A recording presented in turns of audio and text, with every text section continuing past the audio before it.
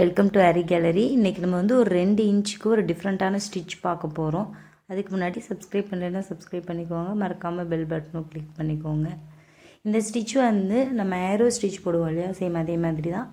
But aero ஸ்டிச்சில் வந்துட்டு அந்த ஷேப்பில் சென்டரில் வந்து ஒரு லைன் வரும், அந்த த்ரெட்டு மாதிரி ஒரு லைன் வரும். ஸோ அந்த மாதிரி வராமல் நம்ம போடுறோம். ஸோ அது வந்து ஒரு லைனில் போட்டால் எப்படி இருக்கும், ஒரு நெக் லைன் ஆறு நம்ம வந்து ஸ்லீவில் வந்துட்டு லைனாக போடுவோம் இல்லையா, நம்ம மேலேருந்து கீழே வரைக்கும். ஸோ அந்த மாதிரி லைன்ஸில் வந்துட்டு க்ரியேட் பண்ணால் எப்படி இருக்கும், அந்த மாதிரி போட்டுக்கலாம். இல்லை ஒரு ரவுண்டில் வந்துட்டு அதை ஃபுல்லாக வந்து ஃபில் பண்ணுற மாதிரி. ஸோ அந்த மாதிரி பார்த்தேன் நான். ஸோ அதை தான் நான் உங்களுக்கு போட்டு காட்ட போகிறேன் இன்றைக்கி. இப்போ வந்து ஃபஸ்ட்டு ஜரியில் ஒரு 2 லைன் வந்து போட்டுக்கலாம். இந்த ஸ்டிச் வந்து ஏரோ ஸ்டிச்சோட ரொம்ப டிஃப்ரெண்ட்டாக இருக்கும் நம்மளுக்கு ஸ்டிச்சிங் ப்ராசஸ் வந்து. ஸோ அதனால் கொஞ்சம் டிஃப்ரெண்ட்டான ஸ்டிச்சு, சேம் டைம் வந்து பார்க்குறதுக்கும் ரொம்ப யூனிக்காக இருந்துச்சு. ஸோ அதனால் இதை செலக்ட் பண்ணேன். நம்ம வந்து போட்டுகிட்டே இருக்கும்போது தான் இந்த ஸ்டிச் வந்து ரொம்ப அழகாக அந்த பர்ஃபெக்டாக வரும் நம்மளுக்கு அந்த ஷேப்பில். இல்லைன்னா ஒன்று பெருசு ஒன்று சிறுசு அந்த மாதிரி வந்துடும், இல்லை மெஷர் பண்ணிக்கணும். ஸோ இதை வந்துட்டு இந்த ஜரி வந்து ஃபுல்லாகவே நம்ம ஒரு 2 இன்ச் தான். ஸோ நான் அதனால் அப்படியே ஃபுல்லாக போட்டுட்டேன், உங்கள்கிட்ட எக்ஸ்பிளைன் பண்ணிட்டேன். இதை அப்படியே நம்ம டர்ன் பண்ணிக்கலாம். இது வந்து ஒரு ஸ்டிச் மட்டும் போடாமல், ஒரு லைன் மட்டும் போடாமல், அதை வந்து ஒரு நெக் லைனாக இல்லை மற்றபடி நம்ம நான் ஆல்ரெடி சொன்ன மாதிரி ஒரு ரவுண்டில் வந்துட்டு அதை வந்து ஃபில் பண்ணியிருந்தாங்க. ஸோ அந்த பிக்சரையும் நான் உங்களுக்கு லாஸ்ட்டாக காட்டுறேன், இதை கம்ப்ளீட் பண்ணி முடிச்சுட்டு. ஸோ இது ஃபுல்லாக கம்ப்ளீட் பண்ணியாச்சு ஜரியை. இப்போ நம்ம வந்து இந்த மாதிரி கட் டியூப்ஸ் யூஸ் பண்ணியிருக்கோம், நல்லா கோல்டு கலரில் இருக்கிறது. இதுவே டல்லையும் இருக்கும், நான் வந்து நல்ல கோல்டு கலரில் இருக்கிறத கட் டியூப்ஸ் எடுத்திருக்கேன். இது எப்பயும் போல் நம்ம பீட்ஸ் எடுக்கிற மாதிரியே எடுத்துக்கலாம். ஸோ அதை ஒரு லைன் ஃபுல்லாக நம்ம கொடுக்க போகிறோம். இதுக்கு நார்மலாக நம்ம ஸ்விங் த்ரெட் யூஸ் பண்ணுவோம் இல்லையா, சேம் அதுதான் வந்து நான் எடுத்திருக்கேன். ஒன்று ஒன்றா நம்ம அட்டாச் பண்ணிக்கலாம். ஏன்னா இந்த கட் டியூப்ஸ் வந்துட்டு கொஞ்சம் நம்மளுக்கு கேசவாசலாக இருக்கும். நம்மளுக்கு இந்த பீட்ஸ் மாதிரி ஒரே ஷேப்பில் இருக்காது, ஒவ்வொன்றும் வந்துட்டு கொஞ்சம் கோணையாக கட் பண்ணியிருப்பாங்க. ஸோ அதனால் அது ஒன்று ஒன்றா நீங்கள் வச்சிங்கன்னா தான் உங்களுக்கு அந்த பர்ஃபெக்ஷன் கரெக்டாக வரும். ஸோ இந்த மாதிரி ஒன்று ஒன்றா நம்ம வச்சுக்கணும்.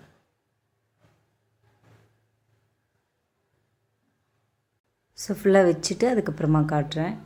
ஃபுல்லாக வச்சுட்டோம். இப்போ வந்து நான் ஒரு 2 லைன் போட்டிருக்கேன். இந்த ஃபஸ்ட்டு லைன் எதுக்கு அப்படின்னா, நம்ம ஏரோ ஸ்டிச் போட போகிறோம் இல்லையா, அந்த ஏரோ ஸ்டிச்சோட சென்டர் பாயிண்ட் இது வந்து நம்ம இந்த கட் டியூப்ஸ் இருக்குல்ல, இந்த லைன் சேம் அதே மாதிரி இன்னொரு லைன் போடுவோம். ஸோ அதுக்கான ஒரு லைன் இது. ஸோ இது வந்து அந்த லைனை போட்டு முடிச்சுட்டு கூட நீங்கள் சென்டரில் வந்து அந்த ஏரோ ஸ்டிச் போட்டுக்கலாம், ரொம்ப அழகாக இருக்கும். ஸோ அந்த மாதிரியும் பண்ணிக்கோங்க, ஏன்னா அது வந்து ரொம்ப பர்ஃபெக்டாக இருக்கும் நம்மளுக்கு அந்த மெஷர். ஸோ அந்த மெஷர் பண்ணிவிட்டு கூட நீங்கள் பண்ணிக்கலாம். இப்போ வந்து கீழேருந்து நம்ம ஸ்டார்ட் பண்ணிக்கலாம். எப்போயுமே சோட்டி ஸ்டிச் ஏரோ ஸ்டிச்செலாம் நம்ம வந்து கீழேருந்து தான் ஸ்டார்ட் பண்ணுவோம். சேம் அதே மாதிரி இதுக்கு ஒரு க்ரீன் கலர் த்ரெட் எடுத்திருக்கேன், கையில் பார்க்கும்போதே உங்களுக்கு தெரியும்.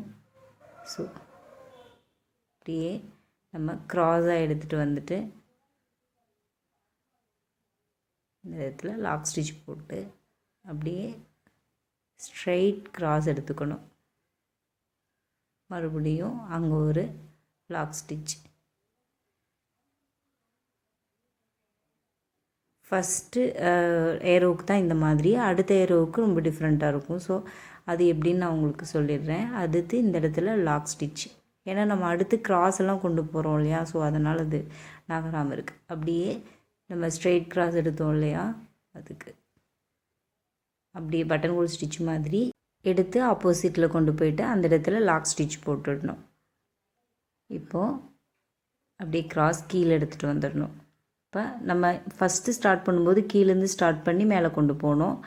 சேம் அதே மாதிரி இல்லாமல் நெக்ஸ்ட்டு வர்றது எல்லாமே நம்மளுக்கு வந்துட்டு மாதிரி தான் வரும். ஸோ இதே மாதிரி இருக்காது, செகண்ட் ஸ்டிச் வந்து டிஃப்ரெண்ட்டாக இருக்கும். உங்களுக்கு பார்த்தீங்கன்னா தெரியும். இப்போ போட போகிறோம். இப்போது கீழே நம்ம இந்த சைஸ் வந்து கரெக்டாக மெஷர் பண்ணிக்கணும். ஸோ அதை அப்படியே மேலே எடுத்துகிட்டு போயிட்டு அதையும் பட்டன் ஹோல் ஸ்டிச் மாதிரி அப்படியே கீழே எடுத்துகிட்டு வந்துக்கலாம். இப்போ பார்த்திங்கன்னா அப்படியே கண்டினியூவாக நம்மளுக்கு போடுறதுக்கு யூஸ் ஆகும். இல்லை அப்படின்னா நம்ம ஒவ்வொன்றுக்கும் நாட் போடுற மாதிரி இருக்கும், எண்டு நாட் போட்டு பண்ணுற மாதிரி இருக்கும். ஸோ இதே மாதிரி தான் நம்ம எல்லா ஸ்டிச்சஸையும் போட போகிறோம். உங்களுக்கு நான் மறுபடியும் போட்டு காட்டுறேன். அப்படியே ஆப்போசிட்டு பட்டன் ஹோல் ஸ்டிச் மாதிரி எடுத்துகிட்டு போயிட்டு அந்த இடத்துல லாக் ஸ்டிச் போட்டுட்டு மறுபடியும் சென்டர் கொண்டு வந்துடணும். சென்டர் கொண்டு வந்துட்டு லாக் ஸ்டிச் போட்டு மறுபடியும் மேலே இருந்து பட்டன் ஹோல் ஸ்டிச். ஒரு இடத்துல மட்டும், அதாவது நம்ம லெஃப்ட் சைடு மட்டும் நம்ம என்ன பண்ணுறோம், ரெண்டுமே பட்டன் ஹோல் ஸ்டிச் மாதிரி தான் போடுறோம். ஸோ சேம் அதை ஞாபகம் வச்சுக்கோங்க. ஸோ இப்படி எடுத்துகிட்டு போயிட்டு மறுபடியும் side left side button hole stitch, right side அப்படியே ஸ்ட்ரைட்டாக எடுத்துகிட்டு வந்து lock stitch, again centre point. நம்ம அந்த சென்ட்ரு பாயிண்ட் எடுக்கிற மெஷர் மட்டும் சேஞ்ச் ஆகும். ஸோ அது சேஞ்ச் ஆகக்கூடாதுன்னா நீங்கள் வந்துட்டு அதை மார்க் பண்ணியிருக்கணும். நான் வந்து உங்களுக்கு காட்டுறதுக்காக ஒரு நியூ ஸ்டிச்சு, ஸோ அதனால் அப்படி எடுத்திருக்கேன். சேம் ஒர்க்கு தான். ஸோ நான் அதை வந்து புது ஸ்டிச் அப்படின்றதுனால நான் உங்களுக்கு பொறுமையாக உங்களுக்கு ஸ்கிப் பண்ணாமல் உங்களுக்கு 4-5 ஸ்டிச்சு கண்டினியூஸாக போட்டு காட்டிகிட்ருக்கேன். சேம் இதே தான். உங்களுக்கு வந்துட்டு டவுட்னால் திருப்பியுமா கூட பார்த்துட்டு அப்புறமா பண்ணுங்கள். பிகாஸ் நம்மளுக்கு ஏரோ ஸ்டிச்சுக்கும் இதுக்கும் கன்ஃபியூஸ் ஆகக்கூடாது இல்லையா? ஸோ அதனால் சேம் ஒரே மாதிரி அந்த ட்ரையாங்கிள் ஷேப் வரணும் அப்படின்னா நம்ம மெஷர் பண்ணி போட்டிங்கன்னா கரெக்டாக வந்துடும். ஸோ இதை ஃபுல்லாக கம்ப்ளீட் பண்ணிவிட்டு காட்டுறேன்.